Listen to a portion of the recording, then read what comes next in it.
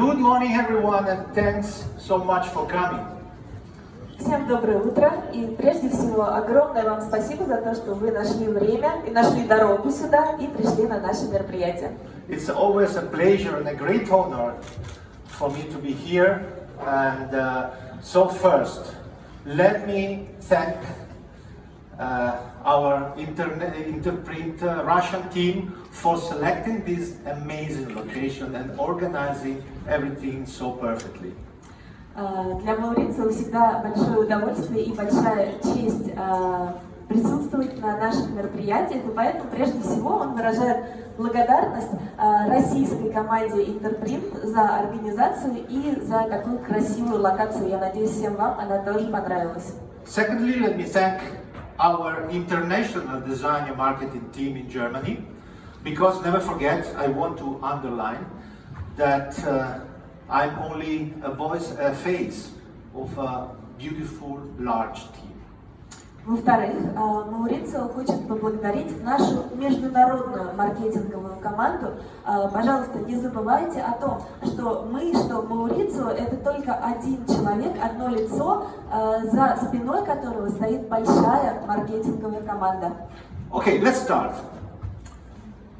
Let's start talking about maybe trends, because this is the word that very often came to us. What about trends? Which is the future trends? Everybody's speaking about trends. Итак, давайте начнем. И начнем мы, наверное, со слова, которое всем нам уже немножко набило оскомину, тренд. Потому что постоянно это слово возникает у нас, в нашей речи, и мы говорим, какие тренды сейчас, что сегодня в тренде, что будет в тренде в будущем и так далее. That's why we decide today to do not speak about trend at all. Поэтому, поскольку мы постоянно повторяем тренд, сегодня мы решили не говорить о трендах. Hope you are not disappointed so much, but we will speak about another word, different. Мы надеемся, что мы вас не разочаровали этим, но мы будем использовать другое слово, не слово тренд. Мы воспользуемся словом different, другой, отличающийся. And probably that's why everybody is speaking about trends, that more and more customers are asking for something different. Может быть, именно поэтому все и говорят постоянно о трендах, потому что все больше и больше заказчиков хотят быть другими, хотят отличаться. Just a few weeks ago, there was a customer that visited us in our Italian office. They were looking for some new decors for the new collection.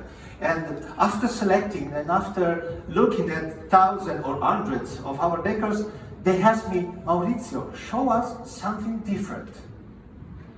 Всего несколько назад в итальянский офис Interprint к Маурицио приехал крупный итальянский заказчик для того, чтобы выбрать новые декоры для своей коллекции. И после того, как он пересмотрел просто там сотни различных образцов, в итоге он попросил: Маурицио, покажи мне что-нибудь другое, отличающееся. And I asked, do you have a second question? Because this is not easy to answer. На что Маурицио ответил: следующий вопрос, пожалуйста, потому что эта просьба, этот вопрос, что-то другое, что-то необычное, на этот вопрос ответить достаточно непросто. So I tried to figure out what exactly the customer means when they speak about different. И мы сейчас попытаемся с вами понять и выяснить, что же на самом деле подразумевает заказчик, когда просит что-то необычное, что-то другое. Let's try to explain with an example. Do you like cereals? Попробуем объяснить на примере. Вы любите хлопья на завтрак? Многие из вас, наверное, едят на завтрак хлопья с молоком или с йогуртом. Okay. Let's imagine that you are usual cereals consumer. Okay? And that one day you decide to change your brand you usually eat. Итак, представим, что мы обычные потребители, которые регулярно на завтрак кушают вот эти хлопья, и однажды все время покупают одни и те же хлопья, и однажды мы решаем купить какие-нибудь другие хлопья. You go to the supermarket You are in the front of the shelf where you usually buy, you purchase your cereals, and you start to do your selection according your mindset or your filters, okay? No sugar, only organic, not for children, yes, dry fruits, no chocolate, and so on. Итак, вы приходите в супермаркет, подходите к полке, где вы обычно покупаете свои хлопья, и начинаете выбирать какие-то другие хлопья. При этом вы, как опытный едок хлопьев, уже имеете какое-то представление в голове, определенные фильтры. Например, там, они должны быть без сахара, они должны быть био, органик, они должны быть, там, допустим, с сухофруктами, но без шоколада и так далее. You know very well what to do, because you do every day. And this operation takes one minute maximum, okay? Поскольку у вас уже есть в голове эти фильтры, вы знаете, да, как выбирать хлопья, вы знаете, что точно вы хотите, вы достаточно быстро справляетесь с задачей, может быть, 1-2 минуты, и вы покупаете хлопья. Now imagine that the same operation must be done from an alien. Somebody come from space with no knowledge about it, okay? Теперь представим, что та же самая задача, купить какие-то новые хлопья, стоит перед пришельцем, который только что прилетел из космоса и вот это все видит в первый раз. So imagine this alien that is in front of the shelf, quite embarrassing. And the only thing he see are square colored boxes. И вот этот пришелец, инопланетянин, стоит перед этой полкой, в полном вообще смятении, и все, что он видит перед собой, это огромное количество квадратных, прямоугольных, разноцветных коробок. Okay, some years ago I refurbished my house, and I left, of course, to my wife the choice for the kitchen, of course. Очень похожая ситуация произошла у Маурицио, когда несколько лет назад он делал ремонт и обновление интерьера в своем доме, и выбирать кухню, конечно же, он предложил своей жене. I know that she liked very much the modern white kitchen, and I left her to investigate on Google, on web, to look for a good kitchen. One evening, I came home and I saw her very, very frustrated, and I asked, "What's up?" Итак, он предложил жене выбрать кухню, он знает, что она предпочитает современный стиль, ей очень нравятся такие современные белые кухни, и он сказал ей посмотреть в интернете, поискать в гугле, какие есть варианты и что ей понравится. И однажды вечером, когда он вернулся домой, он застал ее в совершенно расстроенных чувствах и, естественно, спросил, что случилось. And she said, "You know, the more I look for a new kitchen, the more confused I get." And I said, "Why?" И она ответила, чем дальше я ищу кухню, которая мне нравится, тем больше я запутываюсь. Почему? Because of that. So, let's couple these two images. Do you remember the Martian, the alien in front of the colored square box, was exactly as my wife in front of the modern white kitchen. Тот самый пришелец, который стоял перед этой яркой полкой с хлопьями, он себя чувствовал, наверное, точно так же, как жена, супруга Маурицио, перед вот этой картинкой на экране компьютера, когда она в Google забила там ключевые поисковые слова. Because the explanation is dramatically easy. It's very, very easy. Where the expert see the difference, the beginners see only similarities. И объяснение вот этой ситуации очень-очень простое. Сейчас это очень важная мысль. Там, где эксперт видит различия, там новичок видит, наоборот, одно только сходство. This is exactly the mistake I think, sorry if I said, everybody's doing when we are thinking that we are doing something different. We are not doing something different. We are just expanding our offer. И это ошибка, когда мы думаем, что мы делаем что-то новое, что-то необычное. Мы не делаем ничего нового, мы просто расширяем наше предложение. So, do you remember this was the first pictures from the beginning? Do you see any remarkable difference between these three pictures? Вот эта картинка была на самом первом слайде, когда мы начали. 3 фотографии. Вы видите между ними какие-то прям такие разительные отличия? Looks very similar one in other, right? Same color, same mood, same location. На самом деле они выглядят довольно похожими. Одни и те же оттенки, палитра, одна и та же локация, примерно похожее настроение, атмосфера. But actually they come from 3 different businesses. The first is from Chersaye, that is one of the biggest, largest tiles and ceramics fairs. На самом деле эти 3 фотографии были сделаны на 3 выставках абсолютно 3 разных направлений. Первая фотография была сделана на выставке Черсай, а это крупнейшая выставка для керамики и керамической плитки. You notice, to show ceramics and tiles, they create a complete, very living space. Вы видите, для того, чтобы продемонстрировать керамическую плитку, они создают целиком интерьер. The second one is from Orgatec, the office furniture fair in Cologne. Also in this case, looks really office furniture, that one? Вторая фотография с выставки Orgatec, где представлена всегда бывает офисная мебель, что по картинке абсолютно непонятно. And this one that looks like a working corner is from Salone del Mobile Milano.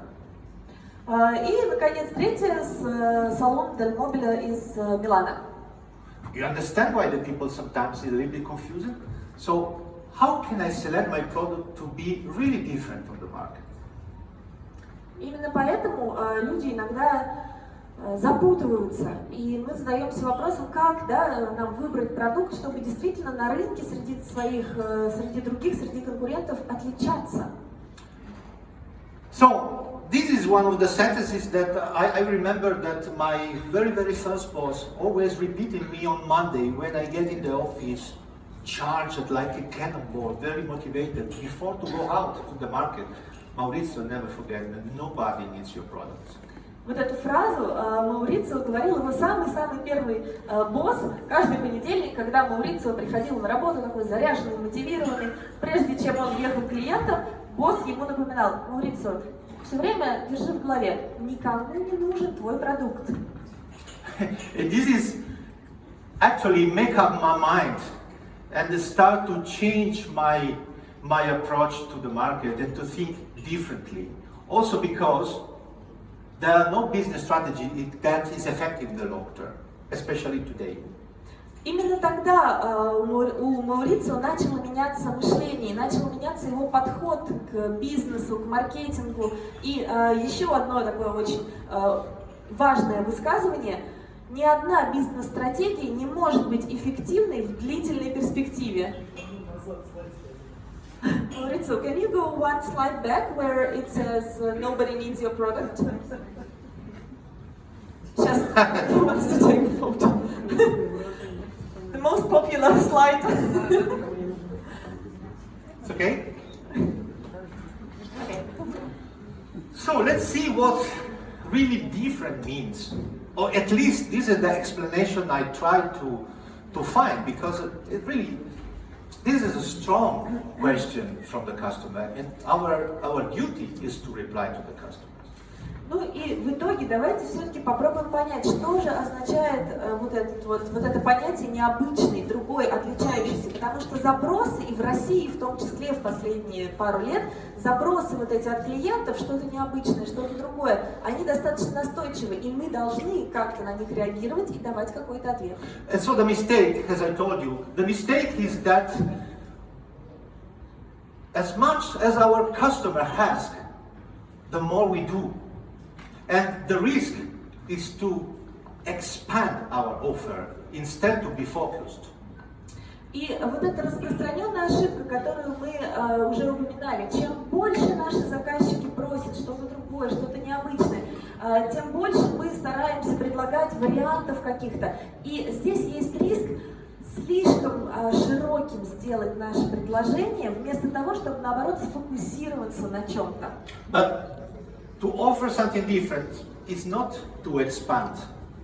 It's completely different. Давайте не будем забывать о том, что предлагать что-то необычное, это не означает расширять до бесконечности рейндж наших продуктов и вариантов, да, продукта. The best example. So, one moment. Let's try to understand why. Because of the change, we are living in an age of change. Everybody knows that everything around us is changing so fast and so deep. Mainly the main leverage, the main driver of this change is, of course, the technology. И мы с вами живем в эпоху таких очень быстрых, глобальных каких-то динамичных перемен. И, возможно, основной драйвер, основной рычаг этих перемен – это прежде всего технологии, стремительное развитие технологий. Okay, and when the things are changing, we are afraid. Normally, we are afraid to do mistakes. And so when the wind of change is blowing, we could react in two ways. We can build walls, or we can build windmills. Нормальная человеческая реакция на любые перемены – это страх. Да? Когда что-то меняется, когда ситуация, обстановка меняется, мы всегда боимся. Мы боимся допустить ошибку. И основные два варианта реакции на перемены – это первое, можно построить стену. Когда дует ветер перемен, можно построить стену, чтобы оградить себя от него. Или второй вариант – можно построить мельницу. So let's see on this chart what this doesn't mean. This is the distribution of innovation from ever projects. I suggest you to go there. So you see that there's when you launch a product, there's this part about 15%, so-called early adopters, or the real good 2.5% of innovators. So what we are doing, our business is mainly concentrated in this area, okay? And these are the people that is searching for something different, okay? You prefer that I finish or disappear? You can finish and then... Okay. They are searching for different. So this is the maturity of the product. When the product is becoming old, they are looking for different, okay? This is the 16% of laggards. Laggards are the people that don't want to do nothing. They are very, very concentrated in preserve their status quo, okay? So don't disturb them. Don't waste your time and money to disturb them. They never get a product for you. They are the walls builders. And then there's this part that I call the windmill builders. They are the ones that they are coming to us searching for new products.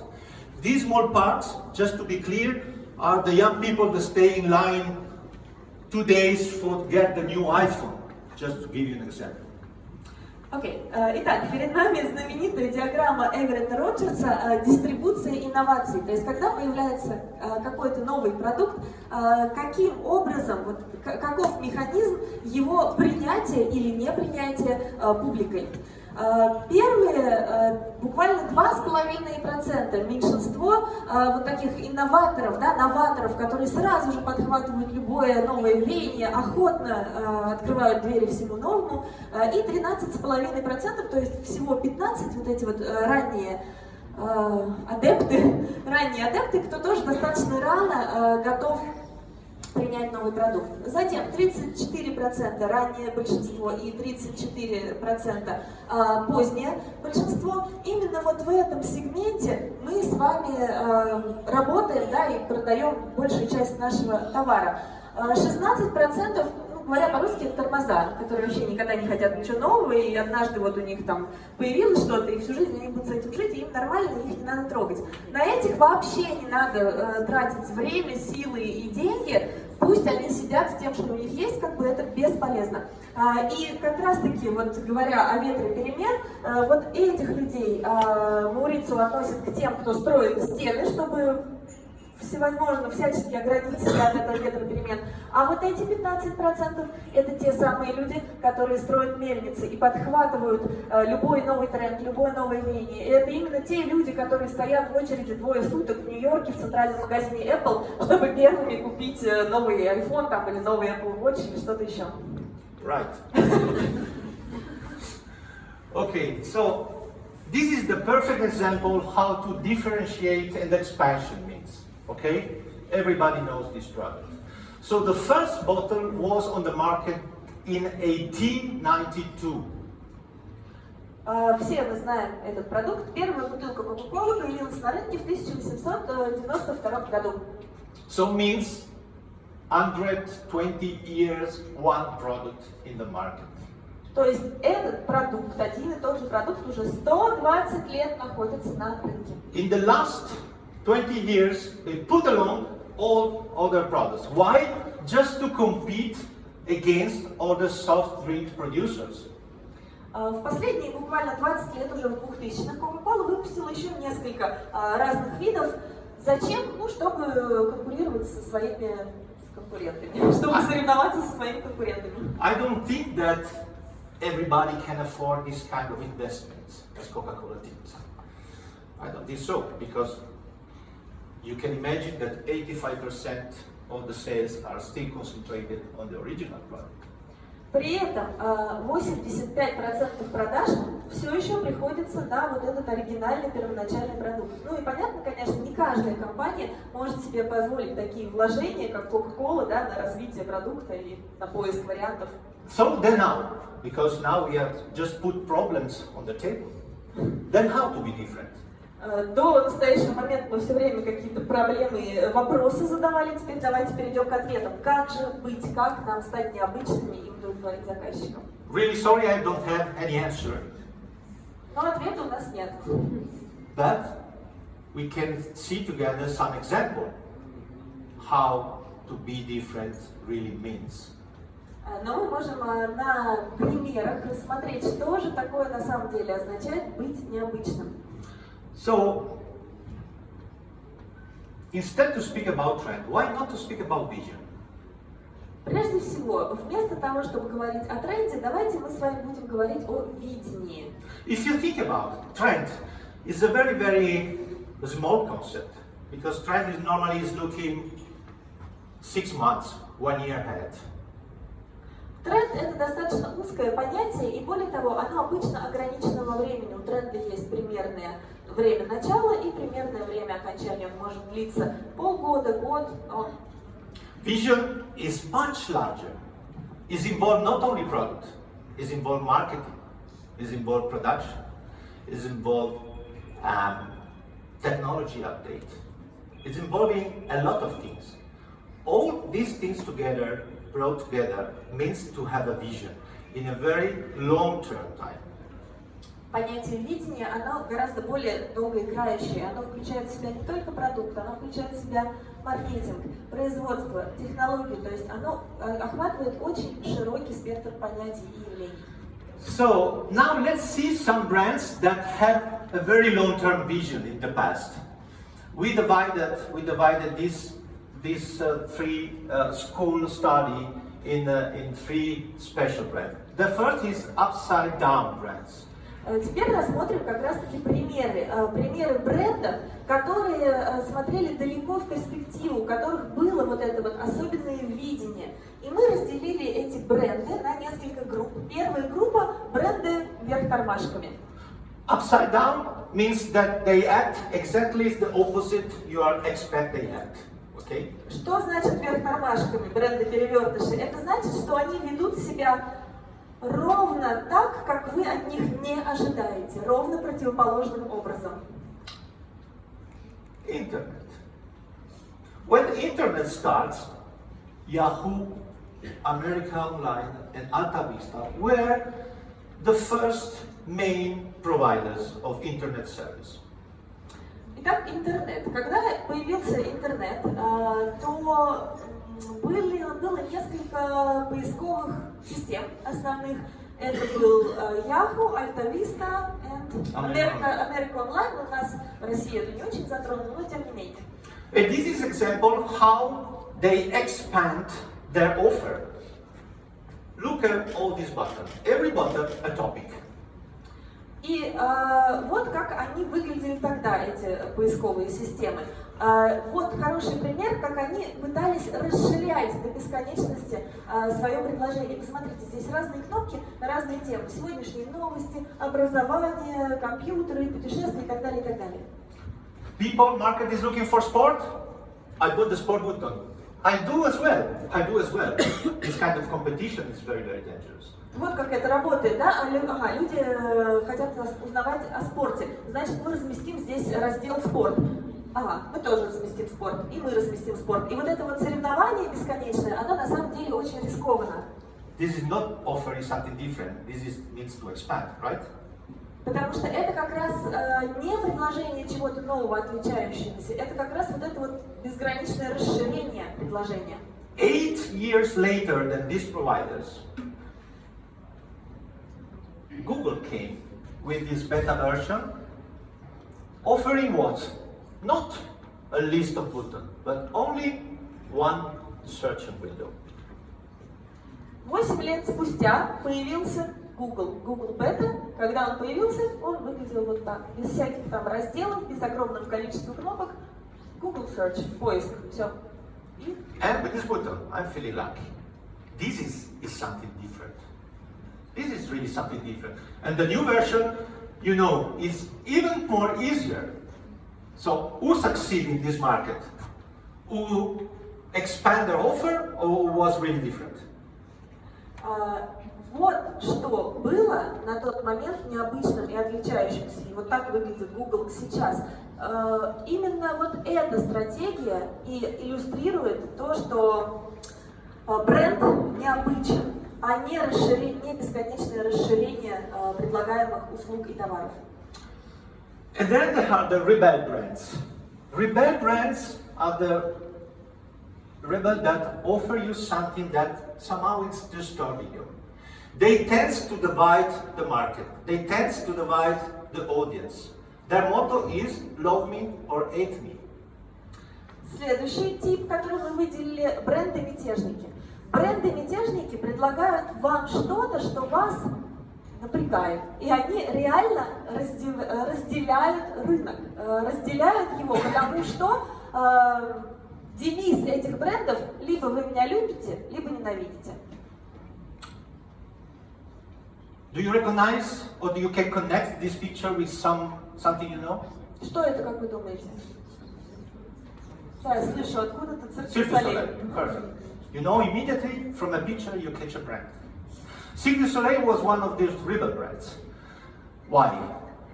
At least in my memories, circus means something extremely sad, very poor performance, very thin animals, very small orchestra that play music not so well, right? This is my memories.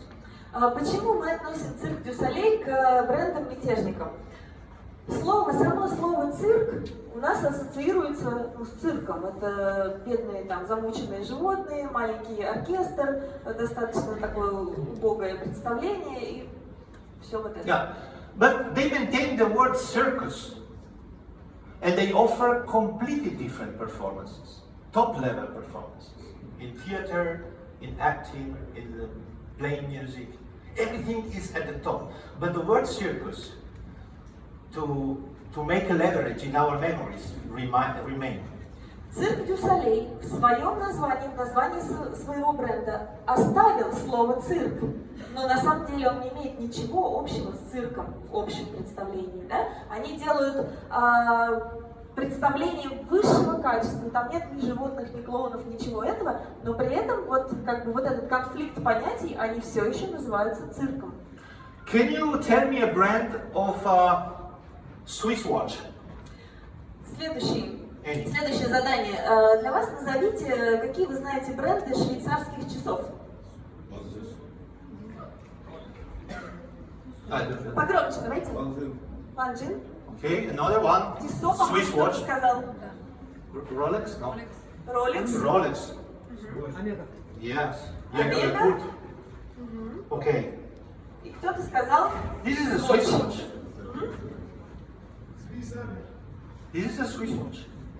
You know, this is completely different what we have in mind. They produce watches in Switzerland made out of plastic. Итак, то, что мы видим на экране, это тоже швейцарские часы. И эти часы, да, знаменитый бренд Swatch, они производятся в Швейцарии, они делают часы из пластика, и это совсем не те часы, которые обычно мы себе представляем, говоря о швейцарских часах дорогих. Everything is different in this product. The material, the way to distribute. The material is plastic. The way to distribute is not jewelry, but the corner in the airport, everywhere. The result is they offer something really different. And the Swatch became the most collectible item in the world. В Swatch, в этих швейцарских часах, необычное все. Материал – это пластик. Их каналы продаж – это не ювелирка, а это какой-нибудь маленький закуток в любом аэропорту, в любом торговом центре, где продаются эти часы. Вот вам необычный бренд, бренд-мятежник. При этом часы Swatch – это самый коллекционируемый предмет в мире. So, unfriendly brands. Unfriendly is clear, okay? This is also, the concept of hate me or love me is even higher. Следующий тип – недружелюбные бренды. Это те, у которых вот эта концепция «любите меня» или «ненавидьте меня», она доведена вообще до абсолюта. It seems that they do everything is possible to not be liked.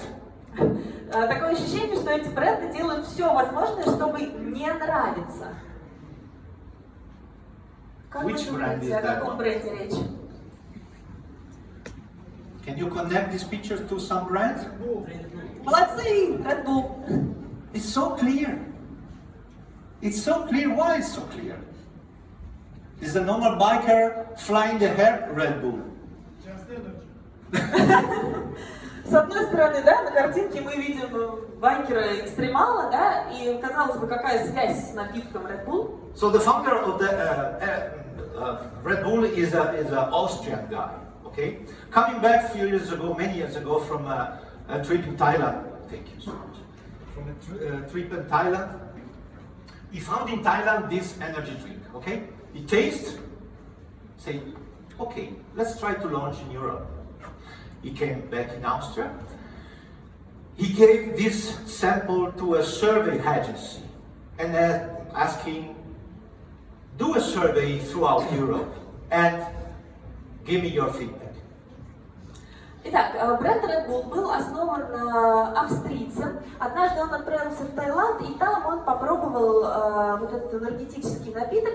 Он решил, что можно этот напиток запустить в Европе, вернулся в Австрию, привез с собой этот энергетический напиток и передал его агентству по опросу общественного мнения с тем, чтобы они провели исследование, да, какой будет фидбэк. After 6 months, this agency came back with the result of the survey. And in the end, they said, we are sorry to say, but everybody, 85% of the people find your soft drinks disgusting. 6 месяцев они проводили исследования, а затем вернулись к заказчику и сказали, нам очень жаль, но 85% респондентов сказали, что ваш напиток просто отвратительный на вкус. And what he said? Yes. Его реакция была неожиданной. This is exactly what is missing in the market. A disgusting energy drink. Simple. Потому что он посчитал это абсолютно неплохой новостью, он посчитал, что это отличная новость, это именно то, чего не хватает сейчас на рынке. Энергетический напиток с отвратительным вкусом. And he immediately concentrate on the most rebel part of the society, who are teenagers. И для продвижения своего напитка он сконцентрировался на самой такой, на группе населения, наиболее склонной к мятежу. А это, конечно же, тинейджеры, это подростки. You know teenagers, the more you say, don't drink that, that's a poison, the more they drink. Тинейджеры, чем больше говоришь, не пей, это отрава, тем больше они будут это пить. And they focus on high performance sports, and they finalize their customers, their market. is very blocked customer. You are in or you are out. Love me or hate me. Следующим шагом они сконцентрировались на такой ограниченной группе, на приверженцах различных экстремальных видов спорта. И таким образом вот они нашли своего клиента, свой рынок. И это был очень закрытый рынок, да? То есть либо ты в нем, либо ты молодежь, экстремал, либо до свидания. Okay, these of course are very school case example. So, can you imagine one brand that is at the same time upside down, rebel and unfriendly? Итак, пример Red Bull это был такой прям известный достаточно, да, школьный пример. А теперь возвращаемся к нашим трем типам. Бренды вверх тормашками, мятежники и недружелюбные бренды. Скажите, пожалуйста, как по вашему мнению, есть ли какой-то бренд, который отвечает всем трем этим параметрам? You have your end. Правильно, да. Я... Who is that? Who's that? Кто сказал? It's my second. There's a second. He will win something today because it's the second. Yes, Apple. Since the beginning, they were completely upside down. The first, they believed that the PC could enter in the home. Was not only a business machine. Was the rebel immediately developing a new operating system. They are very unfriendly because, for example, prices is not exactly entry-level prices. They split the community. You are or Mac or something else. Итак, они с самого начала были брендом вверх тормашками, потому что они были первыми, кто поверил, что компьютер можно перенести из плоскости работы, да, домой, создать персональный компьютер. Они были мятежниками, потому что они сразу же начали развивать компьютер, который очень сильно отличался от всего, что было до, и новую операционную систему. И они были недружелюбными, ну, по крайней мере, их цены были и остаются не совсем дружелюбными, и они разделили сразу общество. Либо вы фанат Apple, либо не Apple, Android, там, Microsoft и так далее. But I understand that it's no easy for everyone to be Apple or Red Bull or Cirque du Soleil or watches. Huh? You have to be born like this. There's something we can do, or we try to do, to offer something different in the market. Конечно, не всем подходят такие смелые стратегии, которые мы описали сейчас, но есть какие-то более приемлемые пути, что мы можем сделать, чтобы быть необычными, чтобы отличаться от конкурентов. It's something not tangible. It's something more abstract or intangible. It's a value.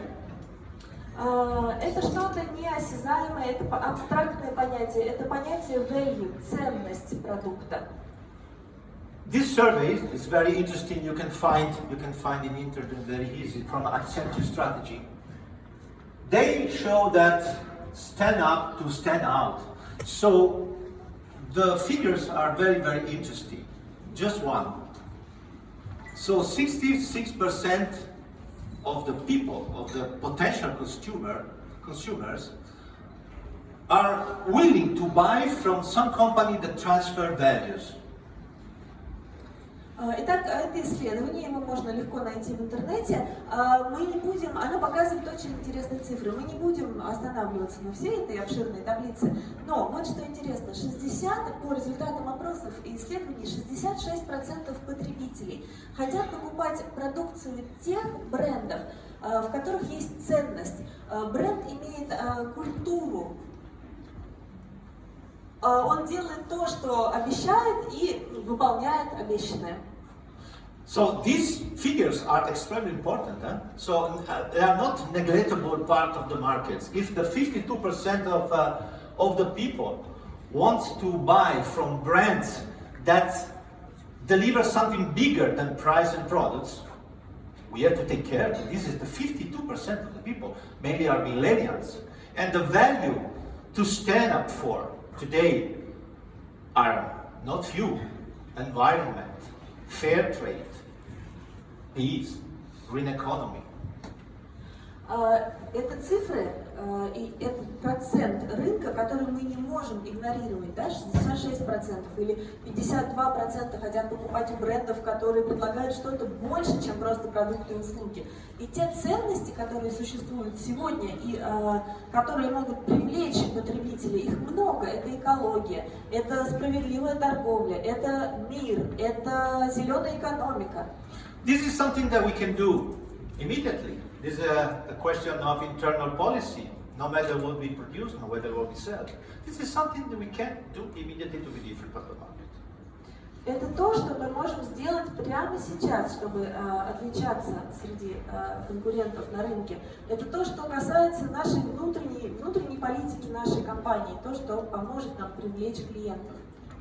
Okay, let's talk about Interprint. May I? А теперь про Interprint. We would like to share with you our experience how to be different in the market. Теперь мы хотим поделиться с вами своим опытом, как мы видим и как мы реализуем вот эту концепцию, как быть необычными на рынке. We start in 2013, try to offer to the market something really special, and was a special selected collection that was called Six-Pack. Те, кто с нами давно, прекрасно помнят все наши сикспеки. Впервые первый наш сикспек появился в 2013 году. Сикспек — это коллекция из 6 декоров, которую мы предложили рынку. And within every six-pack you can maybe recognize some very successful products, or cult, iconic, or ambassador, for example. Okay, so this tool was really effective. Этот инструмент был очень эффективным. Вот эти коллекции в форме сикспеков. Вы видите, что мы выпустили 6 таких сикспеков, и среди названий декоров, которые входили в эти сикспеки, вы определенно увидите знакомые названия. These are only 3 of the successful products that were launched by Six-Pack. Вот 3 из самых успешных декоров, которые были запущены в рамках вот этих сикспеков. So, besides the launch of Six-Pack, we also organized, many of you attend to our Furniture Days. Furniture Days was also annual, periodical events that would like to collect together our friends in order to share our vision. Помимо вот этой традиции выпускать коллекции декоров в виде сикспеков, у нас была еще одна ежегодная традиция, в которой многие из вас также участвовали в Германии и в России. Каждый год мы организовывали мебельные дни, куда приглашали наших заказчиков, прямых и непрямых, для того, чтобы побеседовать о последних трендах, о модных декорах и так далее. And after 10 years of successful event, Furniture Days, we decide, as you know, many of you know, that we stop for 1 year, we take a break, creative break, in order to transform these 10 years of success in something else that was called Hub. Затем, после того, как мы 10 лет подряд в Германии, 10 лет в России чуть меньше, мы проводили вот эти мебельные дни, мы взяли один год